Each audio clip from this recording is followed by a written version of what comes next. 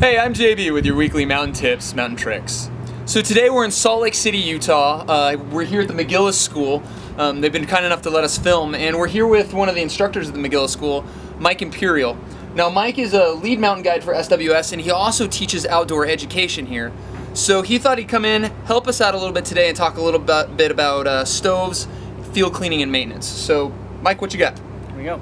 So what we have here is an MSR whisper light. Here at the McGillis School, as well as with SWS, we use the MSR stoves. They seem to me to be the easiest to field maintain. 9 out of 10 problems that come up in the backcountry have everything to do with cleanliness of the stove. So what we're going to talk about is just how to clean up a stove quickly in the backcountry to get it working for you again. Hopefully making it so you don't have to get out of the field. Yeah. So that said, what you do with these stoves is you flip them over and you want to unscrew this piece here called the spirit cup. It kind of holds the stove together. Then you're going to slide out of it. Well, one thing that you can do first is just shake it back and forth. If you can't hear there's a pin inside that'll rock back and forth, and if you can't hear it rattling, you're definitely dirty inside. So you're going to slide that out. You're going to take the wrench that comes with all MSR stoves, and you're going to open that up.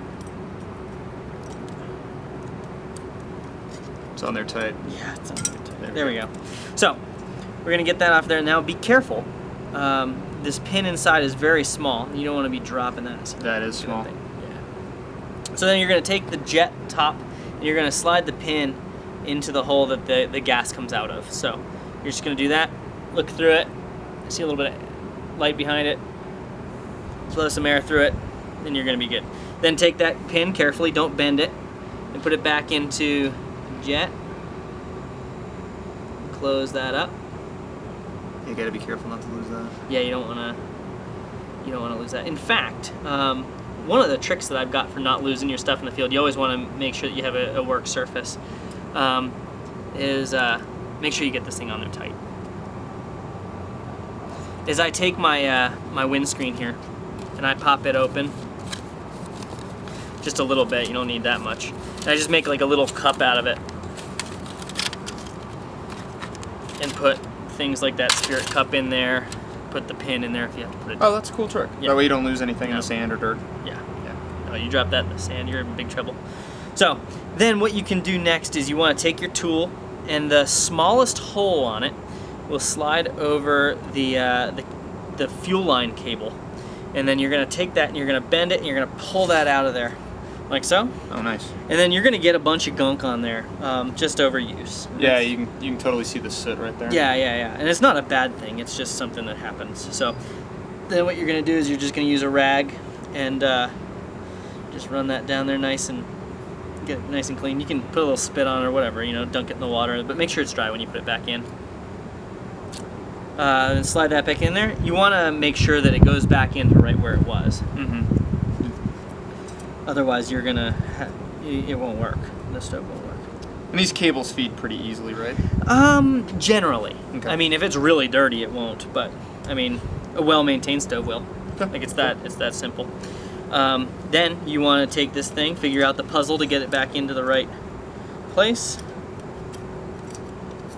Slide that in there, slide that in there.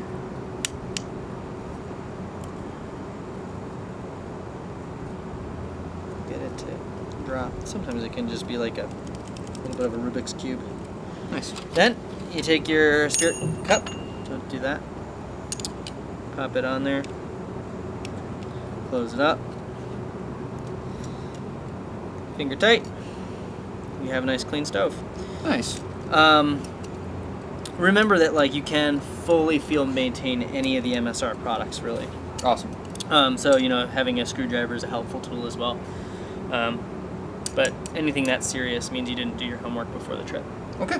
Well, Mike, thank you so much. I really appreciate it. Yeah, thanks. And hopefully this helps you guys out. If anyone has any questions, comments, has anything they'd like to see in the videos, just shoot me an email at jb@swsmtns.com, and hopefully we'll see you on the mountain. Thanks. Cheers.